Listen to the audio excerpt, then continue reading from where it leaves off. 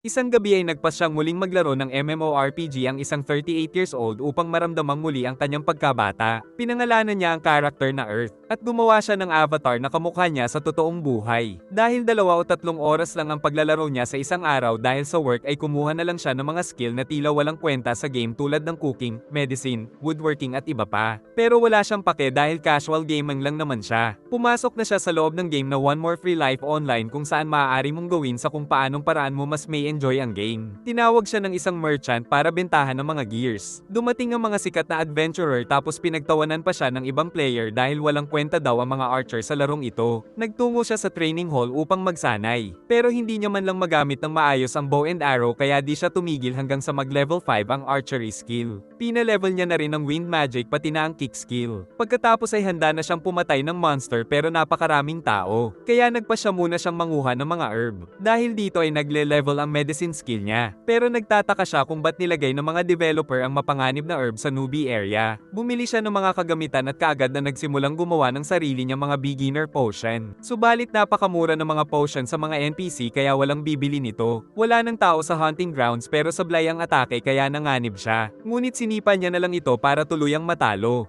Saka dumating sila Sway at Millie at labis na natuwa si Sway sa kanyang fighting style. Dahil nagustuhan siya ni Sway ay nais daw siyang maging kaibigan ng dalawa na di niya naman tinanggihan kaya nag-send sila ng friend request. Sinubukan niyang magtago ngunit nakita pa rin ng rabbit monster. Kaya gumamit na lang siya ng wind needle para tamaan ito at nag-drop ito ng mga item. Naisip niyang gumamit ng sneak kaya tinamaan niya ng walang hirap ang sumunod. Subalit kailangan niya ng matulog dahil meron pa siyang trabaho kinabukasan. Kinabukasan ng gabi ay nagbalik siya sa game at napangitan sa lasa ng tinapay. Kaya naisip niyang magluto sa game gamit ang cooking skill kung saan kinailangan niyang mag-experiment sa karne ng rabbit monster upang makuha ang tamang timpla. Nang maamoy ito ng mga tao ay nais nilang tikman ang niluto niya kaya sinamantala niyang gawing 20 times ng presyo ng tinapay ang luto niya pero tinangkilik pa rin ng mga tao kaya hirap na hirap siya. Pero nang mag-level ang kanyang cooking skill ay mas bumilis ang kanyang production. Ngayon naman ay gumawa siya ng bow gamit ang woodworking skill dahil di uso ang archer dito, kung saan pinag-combine niya ang 3 wood para makagawa ng mas mataas na kalidad ng sandata. Bumili na rin siya ng una niyang armor gamit ang pinagbentahan ng rabbit steak, at tinignan niya ang mga nag-level na mga skill and ability. Tapos nagtungo siya sa vending machine para ilagay ang iba pa niyang produkto. Ginamit niya ang skill para makita ang mga malalapit na monster kung saan mas naging effective na ang lahat ng kanyang mga fighting skill dahil sa mga upgrade. Napakarami niyang nakuhang mga loot dahil sa lakas. Ngunit pag-uwi sa town ay di inaasahan ng kaguluhan dahil nagkakaubusan na daw ng mga potion. Tumawag siya kay Sway para magtanong at sinabi nitong wala na daw nabibiling mga potion sa mga NPC kaya siguradong dudumugin siya ng mga tao na nangangailangan ng healing potion. Kaya sinabi ng bida na mas mahal ang potion niya at tig-5 lang sila ng mabibili para makabili ang lahat. Dumating sila Sway at Millie para tulungan siya sa production. Dahil sa nangyari ay naging pinaka-importante na ngayon sa game ang tinuturing na dating walang kwentang mga skill. Bumilis na rin ang production niya pero naubos na ang mga sangkap. Subalit dumating si Boy Yabang na nais kunin ang lahat ng mga potion. At kahit si Sway ay pinatalsik lang nito. Subalit di natatakot si Earth dahil sinusuportahan siya ng maraming mga tao. Giit ng bida na kung di siya magtitino ay walang gugustuhing magbenta sa kanya. Ngunit niyaya pa siya nito ng duelo kaya nag-alala si Sway pero tinanggap ng bida ang hamon. Pero nang magsimula ay nakailag si Earth at tinamaan ito sa mukha.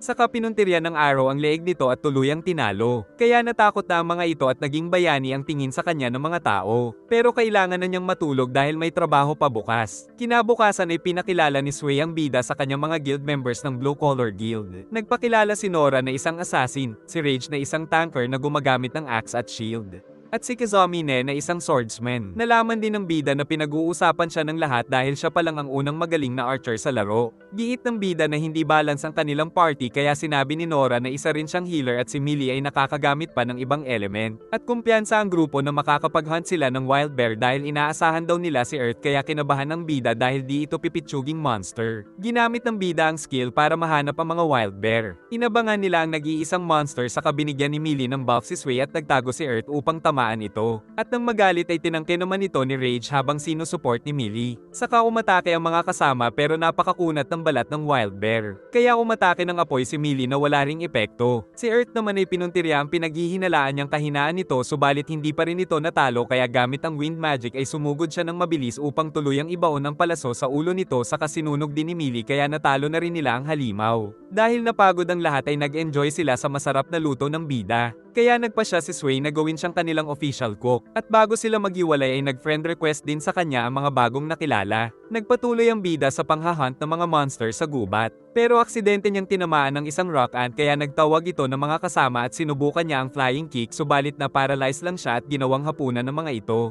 At dahil sa pagkatalo ay nagkaroon siya ng penalty. Saka biglang nag-announce ng update ang Game Master sa mga bagong features ng game. Nagpa siya ang bida na matuto ng blacksmith at nagsimula siyang gumawa ng dalawang uri ng arrow laban sa iba't ibang monster. Naisip din niyang maglagay ng mga sandata sa bots upang lumakas ang kanyang sipa kaya gumawa na siya nito at napahanga ang mga tao sa kanyang naimbento na bagong sandata. Tapos bumili siya ng string at nagsimulang gumawa ng kakaibang bow. At nang matapos ay ito ang kauna-unahang X-type bow sa game. Kinabukasan ay ginamit niya ang dalawang nilikhang arrow ng magkasunod upang matalo niya na ang rock ant at nagpatuloy pa siya upang makakuha ng maraming ant exoskeleton na gagamitin niya sa armor. Nagsimula ang event kaya nagkaroon siya ng contract crystal pero nang gamitin niya ito ay biglang nabasag. Subalit si Sway at ang mga kaibigan ay nagtagumpay na makakuha ng kanya-kanyang fairy. Giit ni Millie na di naman naglaho ang crystal kaya baka pwede niya pang subukan. Ngunit nagtaka ang mga kaibigan kung ba't gustong-gusto si Earth ng mga fairy. Kinabukasan ay may lumapit na fairy pero di siya makagawa ng kontrata dahil nabasag ang kanyang kristal. Nang buksan niya ang menu ay marami na naman siyang mga bagong upgrade kaya nagpa siya siyang pumasok sa dungeon. Kung saan tila nagbalik ang kanyang pagkabata na sabik sa adventure. Dumating ng isang gagamba na agad niyang pinaulanan ng mga atake. Subalit sumugod ang monster kaya tumalon siya ngunit nauntog. Saka kinapitan ito ng letigo sa kanya ito sinipa. Nakita niya ang napakaraming fairy kaya sumunod siya ngunit mapanganib ang daan pero nagawa niya ng paraan gamit ang skill. Dahil dito ay natuklasan niya ang isang lihim na vault kung saan nakita ang box na naglalaman ng isang singsing. Saka nag-anunsyo ang Game Masters tungkol sa pangalawang parte ng event. Kung saan magkakaroon daw ng PvP at pag nanalo sila ay mag-e-evolve ang kanilang mga fairy at ang top 16 ay aanyayahan sa tournament. Ang mga nabasagan daw ng contract crystals ay kailangang manalo sa PvP upang maayos ito at pag nangyari ay makakakuha pa sila ng mas malakas na fairy ngunit nag-alala si Earth sa mga craftsmen. Giit ni Black na walang magtatangka sa kanila dahil protektado sila ng guild. Pinag-uusapan siya ng mga player at pagtingin ay nalaman niyang fairy player ang nakuha niyang rare title kaya halos mamatay sa kahihiyan. Kaya nakiusap siya sa mga tao na labanan siya sa PvP para matanggal ang nakakahiyang title. Pumayag naman si Rona dahil miyembro pala ito ni Sway. Ngunit dumapos sa bida ang alaga ni Rona dahil nagustuhan din siya nito kaya pinindot nito ang refuse sa duel. Kaya naisip ng mga tao na fairy chick boy talaga siya. Walang may gustong makipag-PvP sa kanya kaya di niya matanggal ang nakakahiyang title. Kalaunan ay tumawag si Rona para bumili ng fairy food at ang halos lahat ng player sa bayan ay nakapila sa bida. Ngunit napapagod na si Earth kaya 3 fairy food na lang ang ipagbibili niya sa kada player. Nagpasalamat ang bida sa pagtulong ni Rona. Ngayon ay nais naman niyang tignan ng bagong town kaya nag-teleport sila ni Rona sa Nexia town kung saan merong naduduelo. Umatake ang ibon ng isang player saka nagsimula ang bakbakan ng mga espada. Ngunit ang wolf ng Katunggali ay ayaw sumunod kaya naman napinsala siya ng kuryente ng kalabang fairy saka siya natusok ng espada ng amo nito. Pinaghinalaan ni Earth na pinagmalupitan ng lalaki ang fairy niya kaya ayaw nitong sumunod. At nanganganib pa ito dahil sa kamakailang update na nagre-rebelde ang mga pinagmamalupitang fairy kaya pinapatay nila ang owner at kinukuha ang kanilang contract crystal. Pagkatapos makipag-usap ay nag-log out na ang bida dahil may work pa siya bukas. Kinabukasan ay nagpapatulong ang lalaking natalo sa duelo kung paano mapapaamo muli ang fairy niya dahil nagsisisi na daw siya sa pagmamalupit dito noon ngunit sinabi lang ni Earth na ituring niya itong isang kaibigan. Saka nakiusap pa itong gawan siya ng fairy food at di naman tumanggi si Earth. Pinakain ito ng lalaki sa alaga at sa wakas ay nagkasundo na sila nito kaya nagpasalamat sa bida. Nang may dumating na matanda na nais daw siyang makausap, naisip ng bida na isa ito sa mga mamaw sa game. Nais pala nito na sabihing mag-ingat si Earth sa isang baliw ngunit malakas na former guild member niyang si Glad. Nainis daw kasi si Glad dahil di siya nakakuha ng fairy kaya nagsimula itong mang-trip. At nakakuha na rin daw ng Darkness Fox Fairy si Glad pero patuloy ito sa pang-PPK kaya pinag-iingat siya ng matanda. Pero pag alis ay napaisip si Earth kung totoo ito. Naisip niyang habang nasa field ay ligtas siya kay Glad dahil pinagbabawal ang PK doon kaya nagpatuloy siya sa panghahunting ng wild bear gamit ang mga skill at kalaunan ay natalo niya na ito.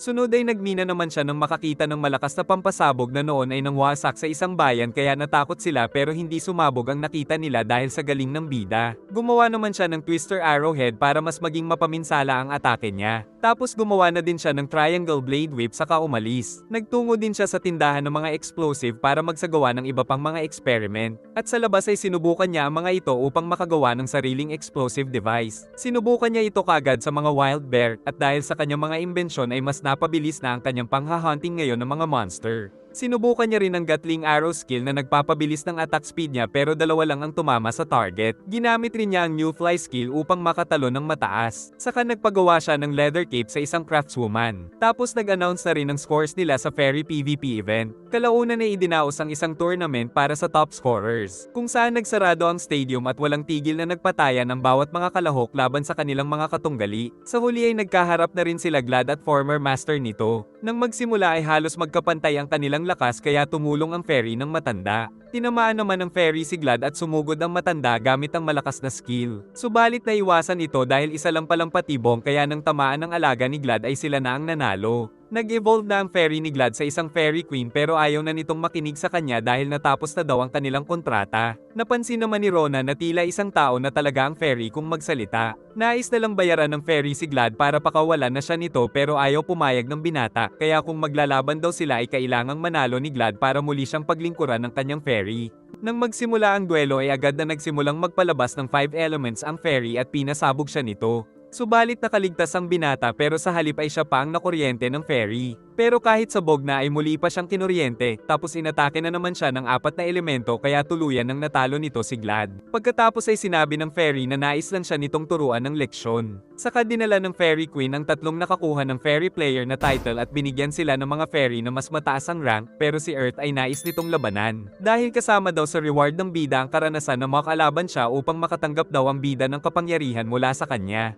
Subalit parang may binabalak ang mga GM. Nag-isip muna ng strategy ang bida. Nang magsimula ay nagpadulas at umatake ng arrow ang bida na sinalag ng fairy, tapos umatake ito ng mga apoy ngunit di tinamaan si Earth at sa halip ay na-counter niya ng arrow ang magic ng fairy. Kaya napasugod ito pero naglabas at nag-iwan ng poison si Earth. Saka tumalon at naghagis ng maraming pampasabog sa fairy. Subalit gumawa ito ng earth wall kaya nagtago si Earth at di rin siya maramdaman ng fairy. At nang tanggalin nito ang wall ay nahuli siya ni Earth ng letigo kaya pinaikot-ikot saka siya pinatid ng sliding charge. Tapos walang awang pinagtatadtad niya ang katawan nito ng arrow gamit ang iba't ibang mga skill, saka tumalon at ginamit niya ang pinakamalakas na arrow at saka sinipa niya pa ito kaya siya na ang nanalo sa duel kaya tuwang-tuwa ang mga tao. Dahil sa pagkapanalo ay binigyan siya nito ng singsing, ngunit ayaw ng bida na ito ang magsuot sa kanya kaya pinilit ng fairy gamit ang lakas. At nakita niyang isinumpa ang singsing na ito kaya di niya ito maaalis. Dahil sa napanood ng mga tao ay sumikat na din ang paggamit ng bow and arrow. Samantala si Earth ay nagtago upang makapag-experiment ng mapayapa subalit napuntahan siya ng Fairy Queen dahil sa singsing upang bigyan daw siya ng pagmamahal. Itinuro nito sa kanya ang Prism Nova spell, na sinubukan kaagad ni Earth sa isang wild bear kaya naubos ang MP niya pero dahil sa lakas ng spell ay natalo kaagad ang monster. Kakain sana ang Queen ngunit para daw ito sa mga customer ngunit nagmakaawa ang Fairy dahil nagsasawa na daw siya sa matatamis. Nagagalit si Nazer dahil di daw siya pinansin ng bida kanina sa bayan. Saka naghanda daw siya ng bakante sa pinakamababang rank sa kanilang guild para kay Earth pero iniwan lang siya ng dalawa.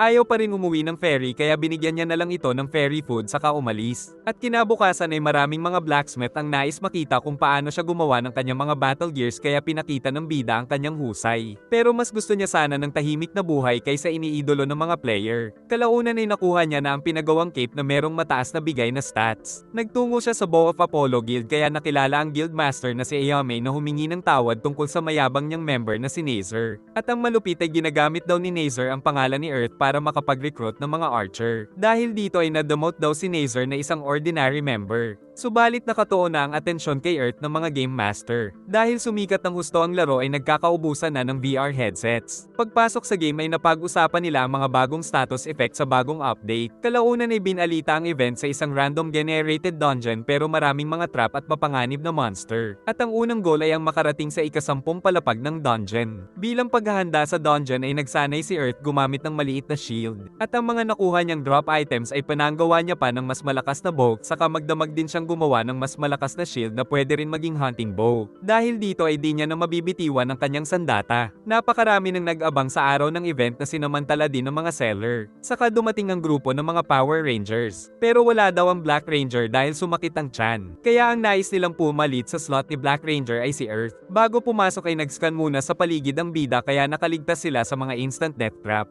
Ngunit kalaunan ay nakasalubong ang mga undead na agad na pinagtulungan ng mga Power Ranger. Nang may nakasalubong ulit sila ay winasak ni Pink Ranger ang maraming ghost. Ngunit si Yellow ay di ito mapinsala kaya iniligtas ng arrow ni Earth saka gumamit pa ng magic arrow para matalo ang isa pa. Kaya nakita na nila ang lagusan patungo sa ika-4 na palapag. Pero naka 40 minutes na sila at 1 oras lang ang time limit. Nakarinig sila ng saklolo kaya pumasok sa isang silid ngunit na-trap sila sa loob na puno ng mga undead. Pero nang malaman ng bida na walang trap doon ay nagsimula na sila sa pagwawala at pag-heal sa mga players. Tapos gumamit na ng combo ang Power Rangers upang maubos ang maraming undead kaya nabuksan ang mga pinto. Kaya nakita na rin nila ang malaking chest pero nakita ng bida na isa itong trap kaso ayaw maniwala ng Tokmol. Kaya sinabi ni Earth na saka na lang nila ito buksan kapag nakalabas na sila sa silid. At pagkalabas pa lang nila Earth ay narinig nila ang sigawan ng mga ito saka naubos na ang time limit. Dahil nalaman ni Earth ang trap ay naisip ng mga ranger na mataas na ang level ng bida. Naisip ng bida na gumawa ng picking tool para mabilis na matanggal ang mga trap pero nahihirapan siya kaya tinulungan siya ng blacksmith. Tapos dumating ang Fairy Queen na mamimigay pa daw ng contract crystal sa mga newbie kaya nais niya ng kiss pero sinapok ng bida. Ginugol niya ang sunod na mga oras sa paggawa ng maraming arrow. Saka nagbalik ang Fairy Queen na napagod sa kanyang trabaho dahil nilalandi daw siya ng mga player. Pinagpapatay niya daw ang mga ito dahil naiinis siya sa mga ngiting may pagkamanyok. Kaya pinipilit niyang magpakasal kay Earth para wala na daw mang-ulit sa kanya. Nakagawa si Earth ng meat buns dahil nasa level 50 na ang cooking skills. Saka pinayagan niya na itong humiga sa binti niya dahil nakakaawa pero tinuturing na siya nitong asawa.